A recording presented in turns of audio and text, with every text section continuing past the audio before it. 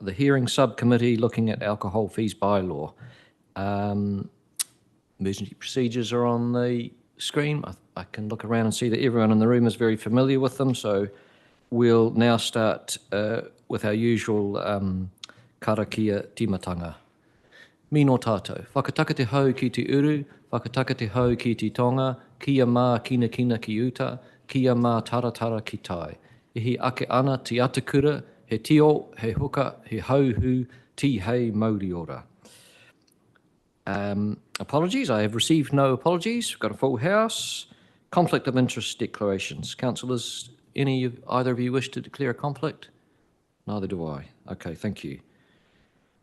All right, let's move to hear from Richard on his report on the review of alcohol fees bylaw, page 4 of your agenda.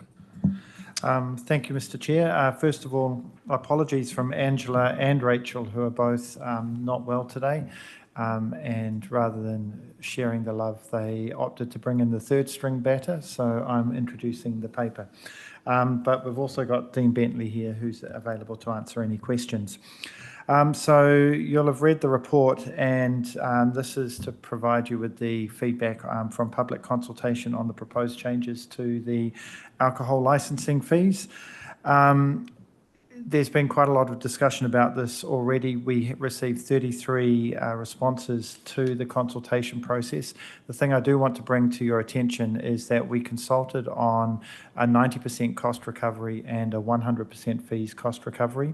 Through the consultation process, we actually had a third option that was proposed that we've now tested and put forward in the paper. That was to stagger the proposed fee increases over a 3-year period. The feedback that came in is that, particularly in the Petone area, businesses are really feeling the impact of a number of cost pressures that have been put on top of them. And so this would be a way of helping mitigate another set of increases. So what we've done is we've worked up that option, and you can see that in table 1 in the report. And the thing just to point out about this option is that it will result in a small fees shortfall for the 25-26 financial year, but will eventually get to 100% cost recovery by year 3. Kia ora, and happy to take any questions. Councillors, either of you got a question for Councillor Dyer? I think so. Just to clarify, is officer's recommendation now to go with the staggered approach, or you're just putting it in front of us as an option? We're just putting it in front of you as an option because it came through in the as part of the consultation process. The recommendation is still in line with the LTP projections of 100% cost recovery.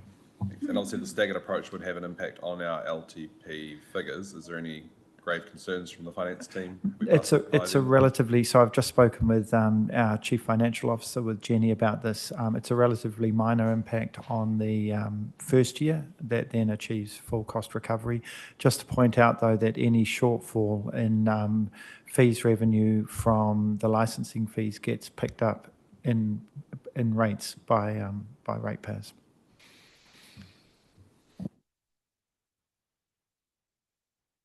Richard, I've got a question, and it's very likely an unfair one because you may not have the information, but I'm going to ask it and see whether you know the answer.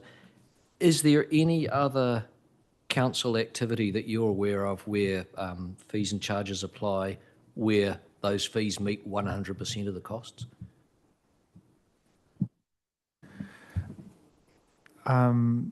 I'm not aware of anything in particular, but I haven't looked in detail. I can go away and see if I can get that information for you ahead of deliberations. If it helps, I looked in, Alison, Head of Environmental, referred me to some pages in the long-term plan. I couldn't see any, but if there was an area where that occurred, I'd love to know it. Yeah. I'll look into it for you. There are a number of places where fees are set in legislation, like dog fees, which are again prescribed in legislation.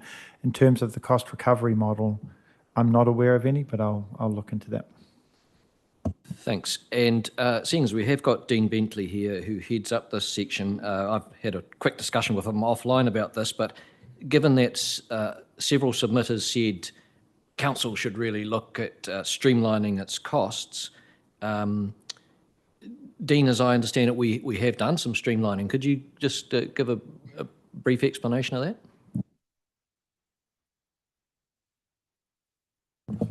Thank you, Mr. Chair. Yes, so what happened was several years ago we did have a severe shortage of resources in the team, and as a result, a number of alcohol applications built up. So we had a bit of a backlog of work to get through. At that time, it was estimated we had 3.65 FTEs working in the inspectorate on alcohol. Once we cleared that backlog, we started using a time tracking system. So I was able to accurately quantify the amount of resourcing that was required, and that came out at 2.5 FTEs. So there was a considerable drop in expenditure there. Just touching on the earlier point in terms of 100% cost recovery, I have several activities in my team that generate 100% cost recovery based on our hourly rate and what we pay our staff and our overheads. But across the team, we also do a great deal of work that is not cost recoverable. So I believe there are certain activities across council that recover 100% of costs, but those are specific activities within teams. So when you dilute it across the whole team, you might only be getting 40, 50, 60% cost recovery. That's helpful, Dean. The reason I asked the question is that there is an argument, there is a public good component to the alcohol licensing area in that, many people enjoy a drink, and that industry does bring its share of problems, so there needs to be some oversight of it, and it could be argued that the general population, the general ratepayer, should pay a little portion of that cost. I mean, you've told us that there might be sections within your team where 100% applies. For example, you're also responsible for food, hygiene, licensing. What's the split there, for example? Yeah, so the food, in the food area, I'm pretty confident we'd be recovering 100%. But again, there's other activities, public health nuisances, noise issues that we simply don't gather any revenue for. So yeah, that would be the difference there. And a final question, if either of you know the answer, and in part it's answered by one of the submissions that we're looking at. We know that Porirua and Hastings councils are at 100% recovery for alcohol fees. Are we aware of any other councils at that position? No, Porirua has been our benchmark for this consideration. What I would point out, though, Mr. Chair, is that we discussed when we were preparing for this consultation process, the process that Wellington is now going through, where it's taken the fees outside of the bylaw and it's reviewing them annually so that there can be a better alignment between fees and expenses. At the moment, the bylaw, the fees can only be changed through a review of the bylaw, which is every 5 years. So that puts it out of kilter with the long-term planning 3-year cycle, which is why we're in this position where we're looking at this fee increase now, because we haven't changed them since the last fees review. So moving to the potential for actually lifting them out of the bylaw is an interesting approach, and we're waiting to see how it goes with Wellington and potentially to look at that in the future. Thank you. That's great. All right, if there's no further questions from either of you, thank you, Dean and Richard.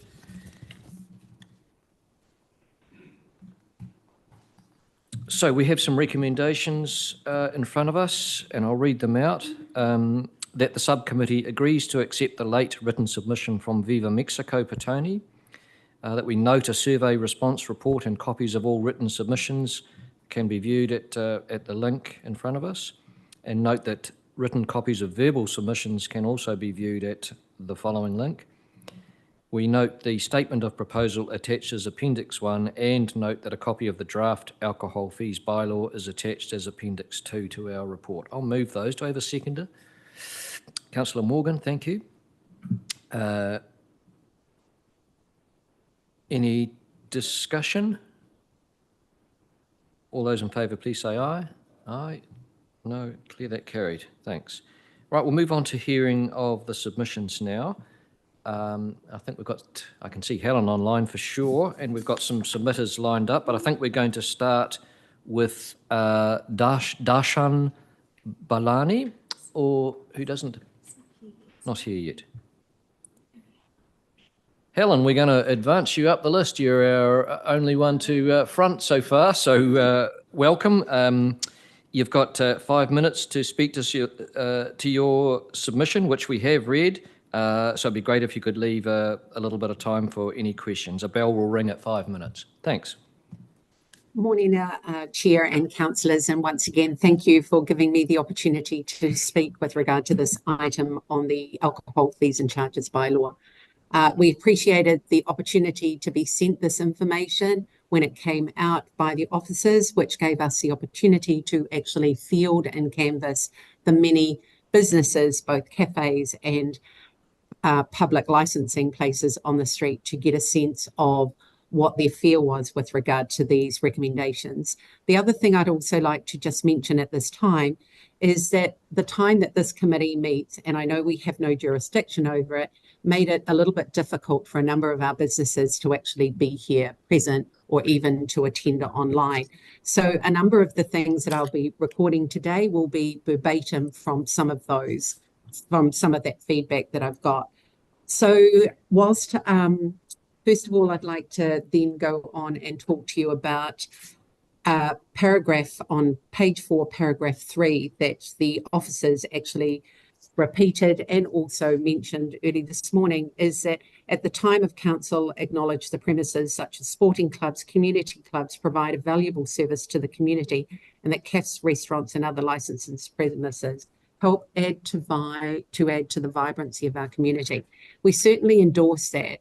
And should this recommendation come in, which is we're hoping at a minimum that we go with the 90% rather than the 100%, because we see that there is a value to the community.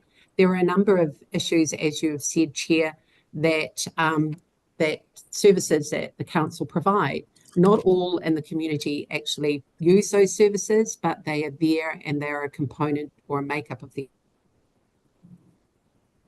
component of their rates. So we would like to hope that that's a consideration, that it is a vibrancy that is added to the community. The other thing that we would like to allude to is that there are some cafes in particular, Caffeine, that do a number of fundraiser events for breast cancer, the Pink Breakfast. They also do a number of events where it's for members of the community that have got a health issue with a child and they need to raise funds for medical purposes. But all of these things, Louise has said that they cannot afford the 100% recovery for them to have a license. And then if they go to the drop-down menu, which is to provide a temporary authority or a special license, the cost is really cost prohibitive for them to do that. They could afford to keep applying for a liquor license. This is caffeine in particular, but it also affects other licensed cafes and restaurants. That it would be with all of the cost restraints that are coming and hitting them and their compliance. So some of them are legislative costs that have come through central government, and some of those legislative costs have been, the past 3 years, there's been an increase in their trade waste. There's been an increase this year in the excise tax, which means that any alcohol that is sold or any beverage, it is a cost that is passed on to them. When we look at the cost and what's happening with foot traffic in Wellington, where a number of businesses in the hospitality industry, between 8 and 10 in the past 2 weeks, have closed.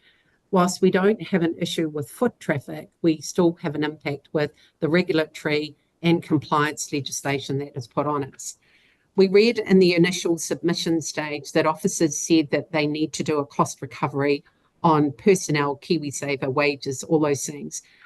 All those costs actually are no different from the costs that the businesses on Jackson Street and in Lower Hutt actually have to actually cover, but we also have the added advantage that we have to recover utility costs. So every time we unlock the door, we've got telephone, we've got power, we've got rates, we've got insurances on top of those costs that the officers have alluded to in that first paper when they came to the councillors to go out for consultation. So I just want to remind people that we understand that there is a compliance cost, and fees and charges are a way of council to recoup some of those costs. But we would prefer to have the 90% increase, not the staggered one, which I know has come from some of the bars more than the cafes, to do it staggered over 3 years.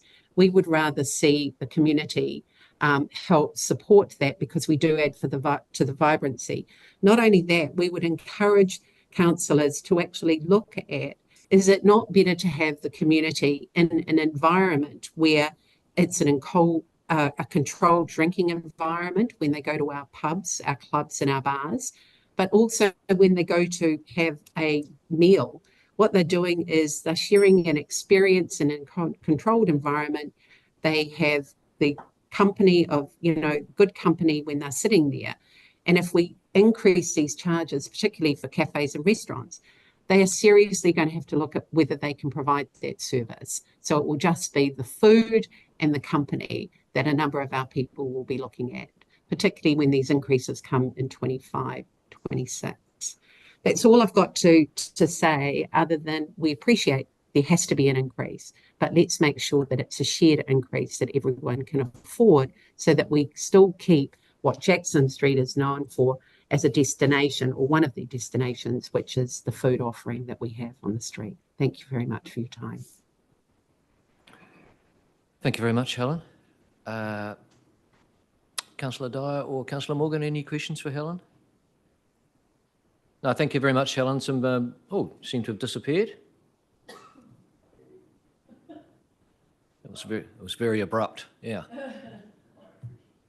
You did have a question? Oh no, Helen, you're back. Sorry, we thought you lost you for a little bit, Helen. And we still have. Look, there are no questions anyway, Helen, if you can hear us. I apologise, the link dropped. I'm at Hutt District Council today. Oh, very good. You've made some very good points, thank you. Although I would say, to your point about on licences being in a controlled environment, we are talking about increases for off licences as well. But yes, yeah, thank you. Did you have one more thing to add? Looks like you have. It's just that this bill will actually affect 13 cafes, 37 restaurants, and whilst we have 19 foods to go, it's actually those 50 businesses that this will certainly have a huge impact on. And there is not a lot of disposable or buffer in any of their pricing that they have out there. So, yeah. Thanks, Helen. That's it, really. Good submission, thank you. All right, looking at my list and who is with us so far, do we have Shane Phillips here? Welcome, Shane, from Hospitality New Zealand. Councillors, we're on page 31. Shane, we've read your written submission, but there might be some things you want to highlight to us. You've got 5 minutes, thanks. Good. Thank you. Thanks for giving me the opportunity to come in. I've got nothing really more to add. Helen spoke very, very well and highlighted a lot of the issues that we obviously see in our organisation. These businesses have been pushed for years. Any increase of fees when you're not making any money and haven't made any money in a number of years is obviously very hard and very stressful. Everything's gone up, rates have gone up, wages have gone up, insurance has gone up, everything's gone up for these businesses. So what we hear all the time is any little increase that can come in could be and is likely to be that final nail in the coffin. Now, what you guys have in the Hutt is you have a really good range of restaurants and cafes. When you look at the likes of Porirua, Porirua is a big city, you don't have that many options. And the fees increase that has occurred in that region has also meant that a lot of people are like, well, A, we can't survive, but B, we're not looking at expand, we're not looking at doing anything new. Kapiti Coast has had the same issue. They've done an increase, and it's also affecting what potential plans people had for other businesses up there. So, you know, these are not only businesses, but they're also community hubs. You know, this is, you know, Helen spoke so well of these are where people meet. This is where, you know, people get together, and you don't want to lose what you guys have and created in your region. So we ask you to you know, be very considerate when putting in any increase in fees. Thank you. That's helpful, Shane. Thank you. Any questions, either of you? Councillor Dyer? Yeah, just a quick one. How does your organisation work in terms of representing its members? I noticed a few of the submissions had used portions of your submission, so obviously they've seen it before. You circulated, just wondering how it works. Do they pay like a fee to be part of you? Or yeah, so your Hospitality New Zealand, we've been around 122 years. So most people knew us, probably know us as Hands. You might have seen the old jugs and everything that used to be stamped with Hands. So non-for-profit organisation that support hospitality and accommodation businesses. Most commonly sort of HR support, but also we do obviously a lot in the field of advocacy. So anything along these lines, we obviously reach out to our members and we let them know as an organisation what we're doing. But also, you know, one of our slogans is we are the voice of hospitality. So there are a lot of members that are unsure of how to do a submission or what they need to do in a submission. So obviously we let them know, look, you know, these are the steps that you can do to make a submission. We do encourage our members to obviously to do that. And we assist them where needs be, helping them, giving them the tools and the knowledge to how to do so. Awesome, thank you for your work. You mentioned Kapiti is also reviewing theirs. Do you know if they're roughly in line with ours, or? Kapiti's went for 100% increase. Yeah, as per. Increase or 100% cost recovery? 100% increase on as cost recovery.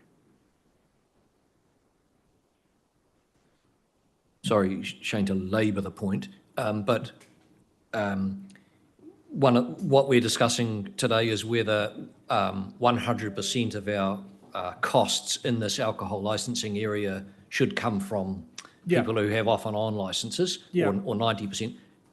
Do you have, is Kapiti Coast increased their fees 100%, or have they said, no, we want 100% of our... Kapiti Coast had increased their fees by 100% to reach 100% cost recovery. Okay. Yeah, so it's, And so hence, you know, for those sorts of regions, that's a really, really big jump. It is a big jump. Yeah, so I understand, obviously you guys have had the increase in 2019 and you're still looking at the 100% cost recovery. But, you know, one thing we highlight is, most ratepayers don't mind having libraries and parks and swimming pools. You know, they've got no issues with the council helping fund those, you know, and subsidise those for the ratepayers. So it's, you know, restaurants and cafes and everything else should be included in that as well. Thanks. And from your oversight of the national scene, we're aware that Hastings, and now you're telling us Kapiti and Porirua have gone to 100% recovery. Are you aware of other councils, any other councils that have gone to that? In the area that I look after, those are my main three that have done that. And Hastings has also, as you guys have put forward, nothing happening until July next year. In regards to their increases, with Porirua is off. I think it's already actually increased already. Councillor Dyer.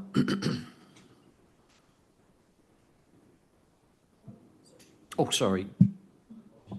Have you had a chance to see the officer's latest option in front of us with staggering the fees, and if you had any thoughts on that proposal? If you haven't seen, I can explain briefly what they were proposing. Yeah, no, if you can, So Yeah, I deal with 23 councils, Cool, so rather than- quite often things get jumbled. Rather than just going straight to 100% cost recovery next year, it would be staggered over 2 years. So next year we'd go part of the way, and then the year after we'd I mean, staggering is also a good option, but, you know, and a lot of our members feel obviously more comfortable with a staggered approach. But obviously it's, you know, they're hurting at the moment. Things are really difficult for them at the moment. So it's, you know, how you stagger that, over what period of time is obviously what's most important to them. But the main thing is for now is a lot of them are really struggling to keep doors open, keep people employed, and so any sort of big imminent increase for them is really scary. Thank you very much for taking time to come and speak to us, Shane. Cool. Appreciate it. Cheers. Thank you.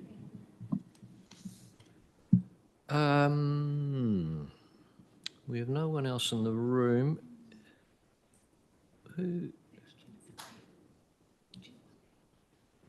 We do have, I think, welcome Jennifer Lamb from Alcohol Health Watch. Kia ora. Kia ora, how are you? Jennifer, great to hear from you. We've got 5 minutes. If you want to highlight anything that is in your written submission, councillors, we're on page 33. Go ahead, Jennifer. Kia ora. Good morning. I'm Jennifer Lamb from Alcohol Health Watch, and we are a national organisation funded by Health New Zealand Te Whatu Ora to provide credible, up-to-date evidence and advice regarding alcohol policy and planning matters. We coordinate networks such as the Fetal Alcohol Spectrum Disorder, ROPU, and also the Cross-Council Local Alcohol Policy Network and other networks and projects that support the sector and communities. We want to commend Hutt City Council on undertaking a review of the Alcohol Fees Bylaw 2019 and giving us the opportunity to make a submission. Our written submission outlined the reasons why the making of a bylaw on alcohol licensing fees is one of the key measures in a package of measures and policies aimed at minimising alcohol-related harm to individuals, whānau, and the community, as it supports the licensing work of the council, including inspection and enforcement functions. We have recently made submissions on other key measures, namely the council's local alcohol policy and the control of alcohol in public places bylaw. And our message to the council then can be repeated again here. Of all drugs available in our society, alcohol is the most harmful. Alcohol is the leading cause of preventable death, injury, ill health in Aotearoa, New Zealand. The harms are far-reaching and felt deeply by individuals, whānau, and communities. And I might add, there's a growing awareness of, for example, talk about fundraising for breast cancer, about the link between breast cancer and alcohol. So a lot of those don't have fundraising events don't have alcohol anymore. But alcohol places a significant burden on the city and in fact the whole region and nationally, costing over $9.1 billion annually. And we know that what evidence there is an underestimate of the total burden of disease that particularly affect vulnerable groups and those at greatest risk, young people, Maori, Pacific peoples, and those in high socioeconomic deprivation areas. But as for the licensing regime, you know that local government has a key role in promoting the social, economic, environmental, and cultural well-being of communities and in supporting the system of control over the sale and supply of alcohol. The alcohol licensing regime is an important component of the system of control and is part of a package of measures such as the local alcohol policy and alcohol control bylaw, which when used comprehensively can create safer environments and significantly minimize rates of hazardous drinking and subsequently alcohol-related harm. However, alcohol licensing comes at a cost, and thus the Sale and Supply of Alcohol Act 2012 envisaged full cost recovery. We therefore support the Council's development of a specific bylaw to cover the actual costs of alcohol licensing in the district as far as is allowed. The alcohol fees bylaw is a logical option for the council, particularly as the Sale and Supply of Alcohol Fees Regulations 2013 have not kept pace with the costs incurred by the council, even though they're supposed to be reviewed every 5 years. And the regulations, as you can see, are overdue for review. The council's review of fees and the setting of realistic rates to cover the actual costs of the service would meet the policy objectives of the licensing fees regime, namely to recover the total reasonable costs incurred by the council in administering the alcohol licensing system, to ensure that those who create the greatest need for regulatory effort bear the commensurate costs, to allow local circumstances to be reflected in the fees paid by operators and income received by the council, to minimise alcohol-related harm to the extent that this can be achieved through a cost recovery regime. The alcohol fees bylaw also offers a consistent approach, as you've heard, across the region and with other councils also, who are also making a bylaw, have made a bylaw, such as Wellington City Council, Porirua City Council, Kapiti Coast District Council. And we are also noticing a trend with other councils that, like Porirua City, are intending, and Kapiti are tending to have full cost recovery. And as you've heard, Hastings as well. In fact, we're trying to table all of those around the country who have gone for or aiming to go for full cost recovery. So we would support full cost recovery as envisaged by the Sale and Supply of Alcohol Act. And thank you for the opportunity to speak to our submission. Thank you very much, Jennifer. Just on that last point that you made, is there a section in the Sale and Supply of Alcohol Act 2012 that talks about full cost recovery, or were statements made at the time that legislation was brought in to that effect, or what? Yes, section 402 on and up to 405, I think, and that's the issues that there's basically two options to increase fees to reflect the cost of the licensing regime. One is under the Sale and Supply of Alcohol Fees Regulations 2013, and the other one is the option that territorial authorities have to make a bylaw. And because the fees have not been increased, people are opting, councils are opting to make a bylaw. Thank you. As a question I asked a previous submitter, we're aware that in our area, at least, that Porirua and Hastings have moved to 100%. Are you aware of other councillors anywhere in New Zealand who have moved to that? Yes, or doubling and moving to 100%. And I thought I might send a table to, it might be a bit late for this hearing, but for example, Waipa, I think, are doubling their fees. That was out for consultation. So it's the trend, because cost of living crisis, Cyclone Gabriel, as you can see with Hastings, we've done submissions around the country, Tararua, wherever, we've advocated for full cost recovery. And I think councils are very receptive to that now. Thank you. Councillor Dyer has a question for you. Yeah, just following on from the Chair's first question. You said the Sale and Supply Act envisages that 100% cost recovery is what should happen. Do you know, like, specifically where in the Act it states that? Yes, and certainly in the debate up for the Act as well, but Section 402 onwards, and the Ministry of Justice administers the Sale and Supply of Alcohol Act, and they've done various reports on fees as well, so I could send that through. Okay, thank you.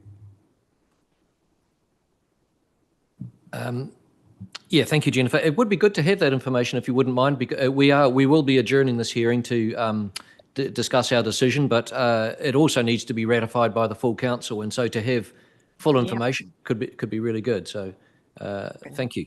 Even if you're just sending the references rather than big weighty reports or whatever. That's right. That's Too many reports. Thank you for taking the time to speak to us. Really appreciate it. Kia ora. Right, I see that we have James Scott from the South End Business Group in the room. James, we've had a few people drop out, so you're up. Welcome to the table, just up here with that sign, and there's a... Get the gist of it. Yeah, no, a bit unfair to drop you in it, because there has been some good submissions, but we have got your written submission, and I've no doubt that you've read the submissions from Hospitality New Zealand. He just Shane emphasised some of the things in there, but you've got 5 minutes to highlight to us things that you want to say in addition to your report, if you wish.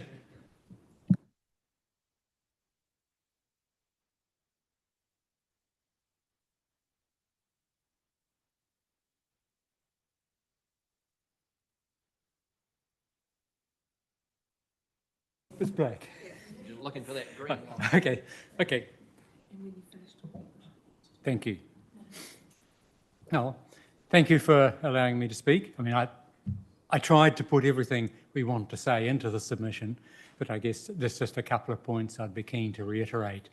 And from the South End Business Group point of view, what we're about is essentially trying to build a strong and vibrant business community in the Lower Hutt CBD.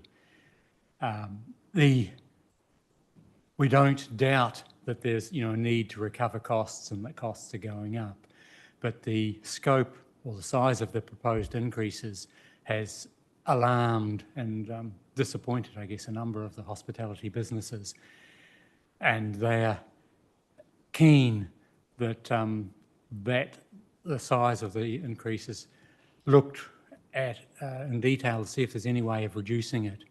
And in particular, there are a couple of points about that. One is, are there efficiencies the council can make that would help reduce it? And one of these is perhaps for businesses that have been established some time, where they're simply renewing their licence and nothing has changed. We would expect that to be a very simple, almost a rubber stamping exercise that would require very little effort from council, therefore very little expense. So a non-change renewal, we would expect, should be able to be done at a much lower cost than, say, a new application or an application where there'd been change in the premises operations.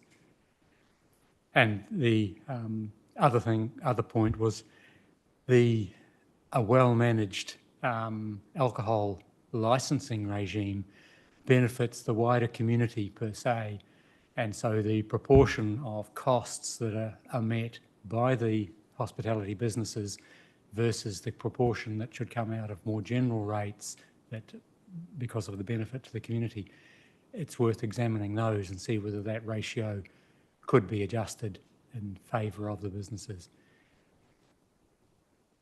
I guess the longer term effects of continuing to impose costs on the hospitality businesses will be that more of our businesses will close or new ones will not open. They won't take up liquor licences, and the vibrancy that we're seeking to build in the Hutt CBD will diminish or fade over time. Thinking to the longer term, we've got to try and get that area working and becoming a vibrant centre for the city. All the money that's going to be spent through the Riverlink redevelopment and things like that is predicated on having a business and activity in there that makes that worthwhile. So this policy isn't really to be considered in isolation. It does, there is an impact from other spend and things too.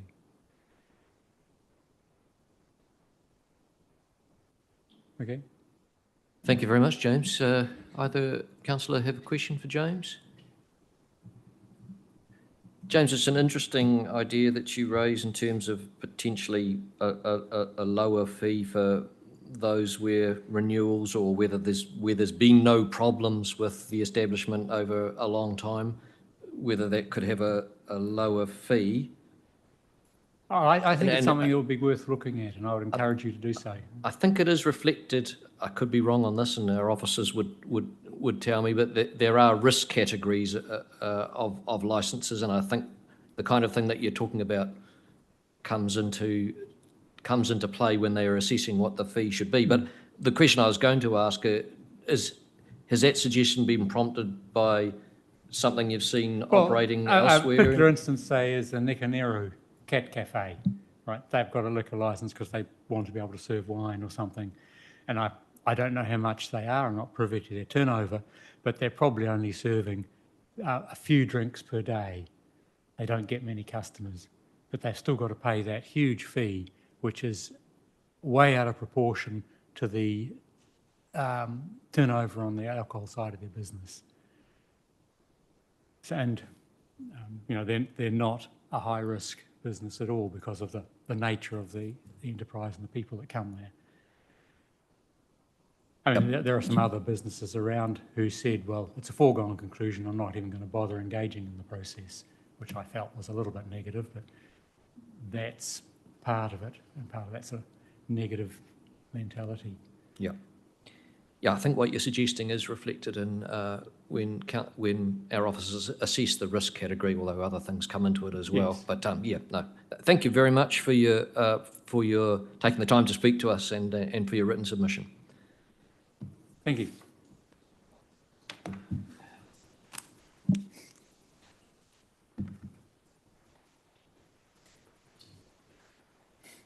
Oh, I'm supposed to push this, aren't I?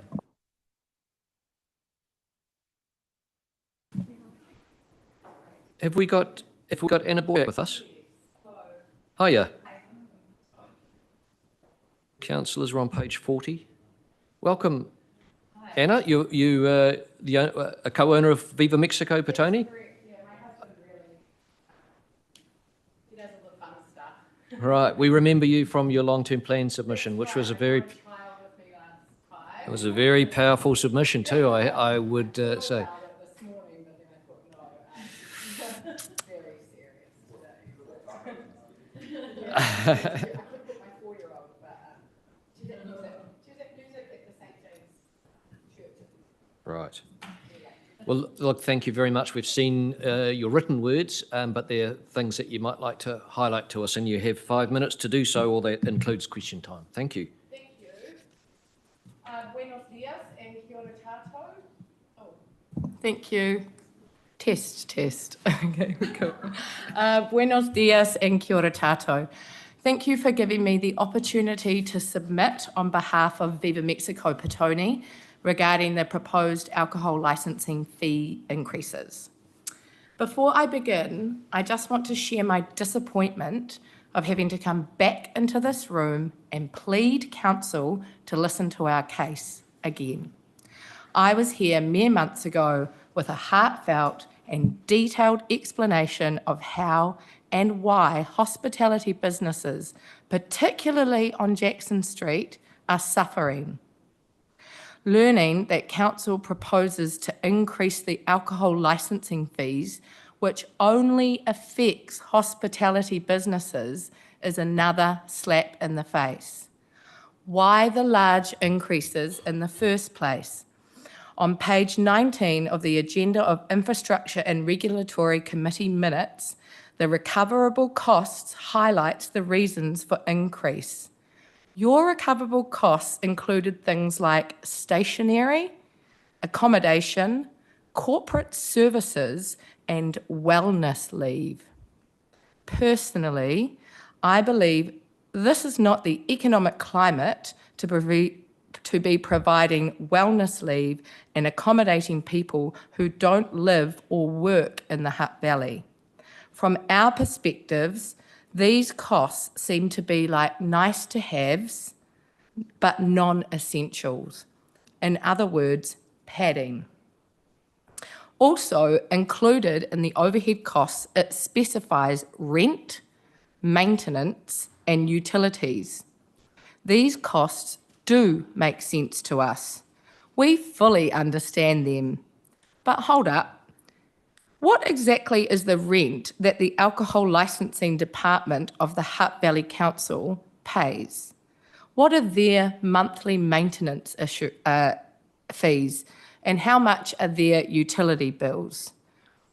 Unsurprisingly, I can give you a breakdown of our restaurant's overheads. Our rent is $5,960 per month, which has increased this year. Our power is $1,400 per month, which has also risen because of increase in gas prices. Our rates are $1,330 bi-monthly, which again is an increase on last year. Our building and contents insurance is over $1,500 per month. That is $18,000 a year. Most businesses in other parts of Wellington would be paying less than half of that. This is what it costs to operate a hospitality business on Jackson Street in Petone. And now we can throw the increased licensing fees into the mix. Look, I could go on, but I won't, mainly because you're probably thinking, how is this our problem? It's your business, it's your choice. You're choosing to be running an authentic Mexican restaurant on Jackson Street. And honestly, I agree. However, when we first took over the lease of our restaurant 7 years ago, these costs were nowhere near the level that they are today. We are now locked in to year 2 of a 10-year lease with no plausible way out. Let's be honest, who in their right mind would want to take over our lease when the overheads total $114,000 a year before you even open the door to customers? I know, I understand it is not in your power to do anything about our specific issues of running a restaurant in Petone. I just want you to listen really carefully to what I am saying. If you keep making decisions like these, raising rates, adding paid parking, and increasing alcohol licensing fees that economically affect hospitality businesses on Jackson Street, there will be more and more empty shops. Without a thriving hospitality sector in Petone, I can guarantee you that in 10-year time, there will be no chocolate shop, no bookshop, no Pilates studio, no hospice, and no bead shop. The cafes will be boarded up, the restaurants will be derelict, insurance costs compiled with decisions like increasing licensing fees, bringing in parking meters, increasing rates, and government compliance will choke us and we will not survive. Today, I have made time to come and speak to you for 2 main reasons. Firstly, that you can fully hear the pressure that our industry is under at the moment. And I think I've spent enough time highlighting this, sorry. Secondly, to throw our support behind the 90-10% split that Council is proposing.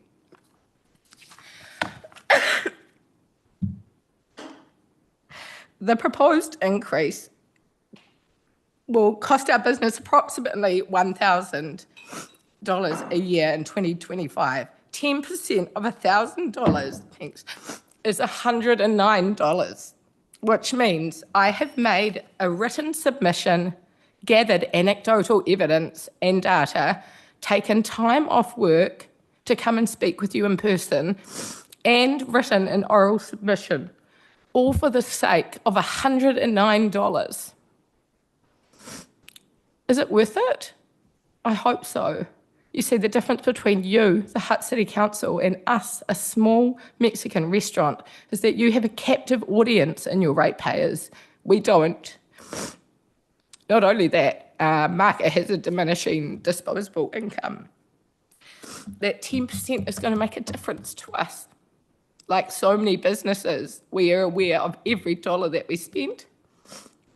Please, Hutt City Council, vote to pay 10% of the alcohol licensing fees and show your support for hospitality businesses in the Hutt Valley. Thank you. Sorry, it's emotional. No need to apologise at all. A very powerful submission once again. Councillors, any questions? No. And it sounds really, really lame of me to say this in view of what you've told us, but one of the questions you asked in your submission is a breakdown of council's own costs and whether we've streamlined our own costs. Thanks. At the beginning of the hearing, we heard from our officer, we've actually have streamed down the costs in this area.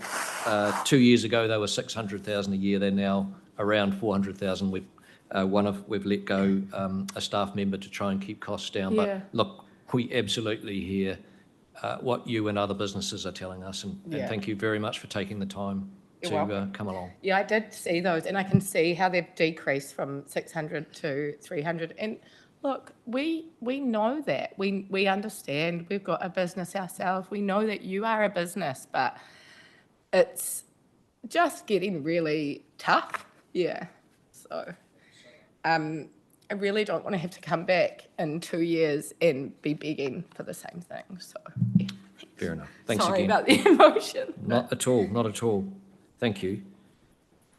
Right. LJ from Cosmo Business Services. Welcome.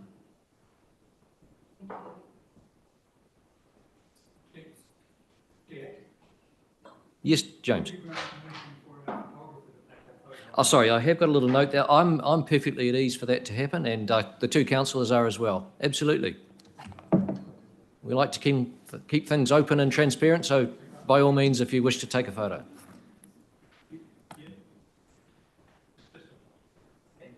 Councillors are on page 36. Welcome, LJ. Thank you. 5 minutes to highlight to us anything in your written submission that you want to, or anything else you want to tell us. Thank you. Just to reiterate, my business is called Cosmos Business Services. I've been in business for just over 1 year. I predominantly work from home, and as an end consumer and a first-time business owner, I frequent the hospitality scene within Petone and Lower Hutt. That is my office away from home. When I see and interact with business owners every day, people know my face. I'm in the streets. I am not a keyboard warrior. I am an end consumer that is passionate about our community and the business owners that thrive in our community. I have volunteered myself as the chairperson and been elected the chairperson to the South End Business Group. We have a collective of volunteers, and we are passionately growing that group in honour of thriving the business community.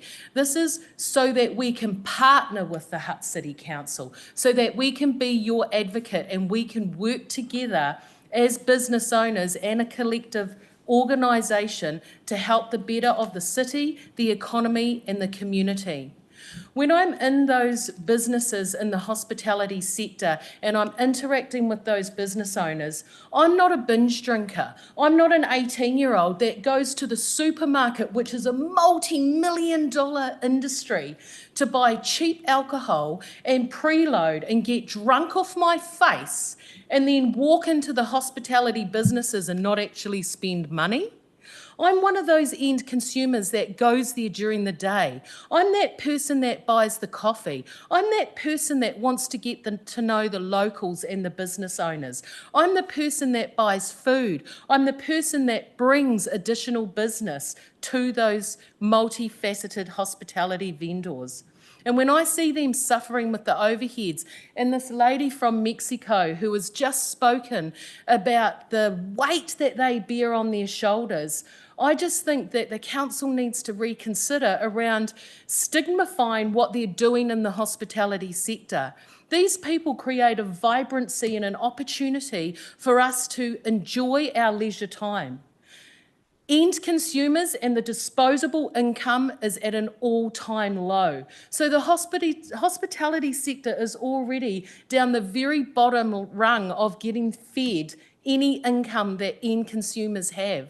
They have to really think about their margins, and I notice it when I'm going in there. I see that the food is smaller portions. I see that the menus are decreasing because they just do not have the overheads to sustain what they want to offer to the end consumer. So I'm here today as a small business owner to say that everything I earn goes back into my business.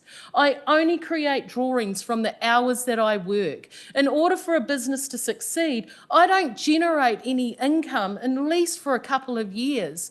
So for me, it affects my bottom line because I'm paying higher prices to be an active face and an advocate for a non-profit organisation and to fly the flag and work alongside the Hutt City Council. So I want you to please consider what it's like for me as a small business owner and an end consumer who is frequently in the hospitality industry around the Lower Hutt area. Thank you very much. Well, some good words with no notes that I can see your speech, LJ. Thank you very much. Powerful submission again. Councillors are shaking their head. Councillor Morgan has a question for you. Not really a question actually, but just to say ngā mihi kia koe. Thank you so much. And I think your kōrero around partnership is so important. Sorry, can you not hear me?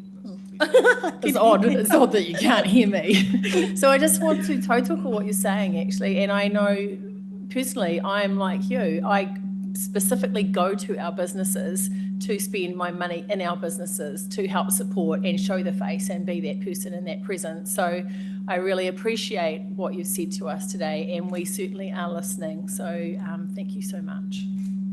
LJ, One question I could ask you, because the options in front of us are to recover 90% of the costs of the alcohol licensing work that we do from business and leave 10% to general ratepayers. In other words, it's a cost on your rates to the general ratepayer and business ratepayers, all ratepayers, or 100% recovery from the businesses that it could be argued most benefit from selling alcohol, whether off or on license, or there's a proposal to stagger the increase to try and lessen the impact in this current business climate on businesses. Do you have any thoughts on whether the 90%? Philosophy agrees that you have supermarket and liquor, the essentials to right. So that's even more poignant, is they're not exempt, but they're charged the same amount as a small business owner?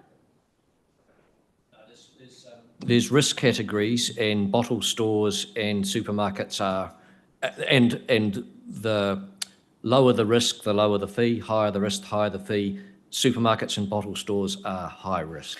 I did see that graph when I did a rehash this morning on the website for the alcohol submissions, and I felt like that because I'm not in hospitality, I found that the risk was not clearly outlined around what those sectors are in regards to the supermarkets and the small SME hospitality business.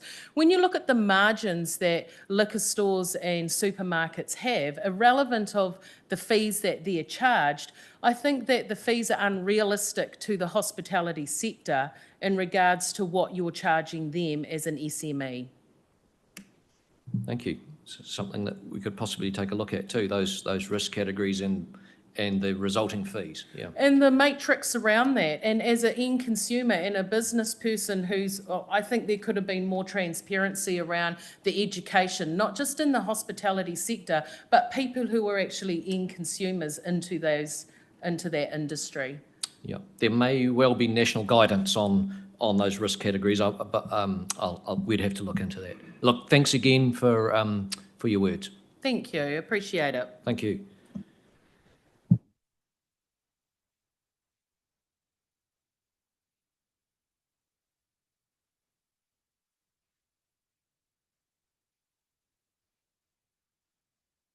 Councillors, there's only one more submitter we're waiting on, Patrick from the Hutt Valley Chamber of Commerce, and he's going to join us via Zoom, but he's not scheduled to do so until 10:05. So I'm going to suggest, and Patrick may be joining us right now. No, we haven't seen Pete. Patrick, you look like you're still driving to frantically get back to the office. So you would have been caught up in that State Highway 2 Shamozzle, I'm guessing. No, I'm in between meetings, so my apologies. I'm sitting on the Petone foreshore. The tide is very high today, I noticed. But anyway, it's very pretty but cold. Well, look, we've definitely read the Chamber's written submission, and if you feel able to highlight things to us from your front car seat there, that would be great. Thanks. We've got 5 minutes. Yeah, cool. So, firstly, thanks for the opportunity to talk today. I really appreciate the availability to come and do this online. I would have loved to have been in person. The first thing I'm going to say is that thanks, Simon, for sending that additional information through yesterday, because I think it does highlight the work that the council is doing to manage costs. It does indicate that you have made progress in a whole range of areas there to reduce costs over the years, and that's admirable. I guess the big thing for the business community is now's not the time to be adding costs to their business. And while I fully understand the council need to manage your costs, it's not necessarily a great time to be adding costs to businesses that are under pressure with insurance costs and employment costs, product costs, rates costs, etc., etc. And so that's really my message, is if there's a way to stage the costs or even stagger the costs, between years. Anything you can do to alleviate the problem of adding cost to businesses through these changes, that would be much appreciated by the business community. Thank you very much, Patrick. There is actually a proposal where initially there were only two proposals, the 90-10 split or 100%, but there is now alternative proposal that we can look at to stagger them over the increase over 3 years. So that idea has been taken on board. Thank you. Okay, fantastic. Well, that's I'm very pleased to hear that. So it's an very option. much Sorry, I don't want to give the impression that that's what we're going to do. That's an option in front of us. Well, I certainly think that the optimism from business community with interest rates coming down, going into mid-25, there's a reasonable change in the optimistic kind of outlook for businesses, and that won't be for everybody, but it just does generally seem to be the case. So anything that you can do to reflect the current state with future kind of need to increase your prices, then that would be appreciated, I think. Thanks, Patrick. Councillor Dyer has a question for you as well. Yeah, it's a question that I guess we're pondering with. And you obviously made a submission during the LTP about keeping the rate increase as low as we can. Obviously, the 90% split does put more impact and more weight on every ratepayer, business ratepayers, residential ratepayers that are now having to foot some of the bill. So I guess I'm just kind of keen to hear your thoughts on the more we can recover through fees, the less we have to go to every ratepayer and ask for more rates, which is through the LTP. Yeah, no, I get the question, Brady. I think one of the things that we've been reflecting on recently is that, businesses pay, up to 38-40% of the rates in Hutt City, and that figure is kind of well known. Those businesses employ people which pay the predominant amount of the rest of the rates through through owning houses or renting houses, etc., etc. And so, I guess any impact on business right now could have a negative impact on household rates. It's probably not answering your question exactly, but I think that businesses employ people, their ability to employ people, and a number are kind of laying off staff at the moment. It's getting harder, and so the hospitality sector is one of those sectors that really is, struggling. Not everywhere, but most places, and so if you have the ability to make a decision to reduce the impact right now, that could be, everybody knows that every business, including the councils, has additional costs. But I guess I would ask that you think about how you stagger those costs for businesses that are contributing through their rates contribution, but also through their employees and the money that they pay to their employees, who are also that money ultimately comes from businesses at the end of the day. So, thank you. Thanks, Patrick. Thank you for taking the time to speak to your submission. Appreciate it. Okay. Good luck with your conversation. Thanks. Thank you. Right, I don't think we have any more submitters. So I thank you all. Thanks for the ones who are still in the back of the room. You've given us a lot to think about. And on that note, we will now adjourn this hearing to deliberate in private. And eventually our recommendations will go to a full council to probably re-debate. So thanks again.